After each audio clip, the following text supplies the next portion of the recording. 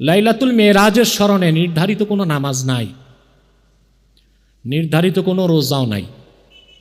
কেউ যদি রসুল্লাহর আজমত মহাব্বতের কারণে সেই মহতি রাতের স্মরণে শুকরিয়াতান 27 রজব দিবাগত রাতে রোজা রাখে, এটা গুনাহ হয়ে যাবে?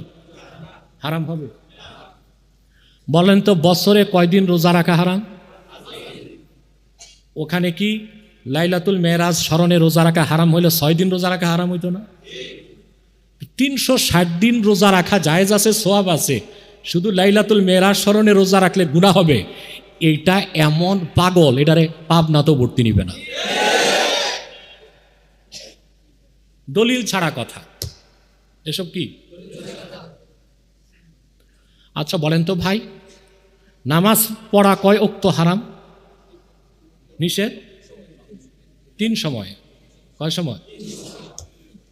কোন কিতাবে আছে রাতের কোনো অংশে নফল নামাজ পড়লে গুনাহ হবে, হারাম হবে? তো 365 দিনই দিন রাতে নফল নামাজ পড়া জায়েজ।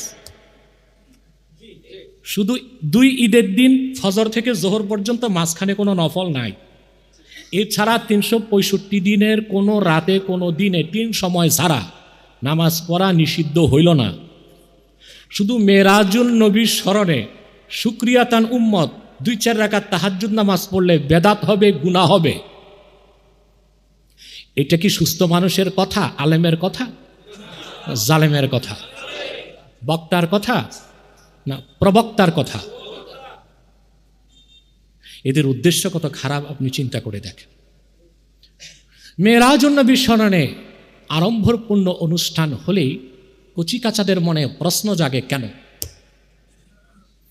কেনর জবাব খুঁজতে যে তারা জানে নূর নবী সাল্লাল্লাহু আলাইহি সাল্লাম মেরাজের রাতে আল্লাহর দিদার লাভ করছে। তখন আমার নূর নবীজি সাল্লাল্লাহু আলাইহি সাল্লামের আজমত মহাব্বত অন্তরে জাগে, বাড়ে। এর চেয়ে মহতি কাজ আছে? এটা কেমন করে বিদাত হয়? এগুলোরে এমনি এমনি আমি বিচি বলি? কথা বল না, আসলেই বিচি।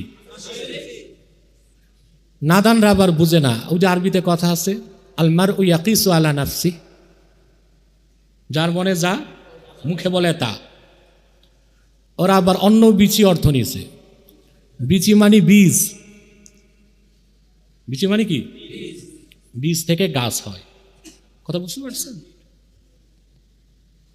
প্রিয় সুধী, আল্লাহ তার রসুলকে যে সম্মান মর্যাদা দিয়েছেন, পূর্বের আদম থেকে ঈসা 1 লক্ষের উপর নবীর সম্মান মর্যাদা এক করলেও আমার রসুল্লাহর ফজিলত সম্মান মর্যাদার সমান হবে না।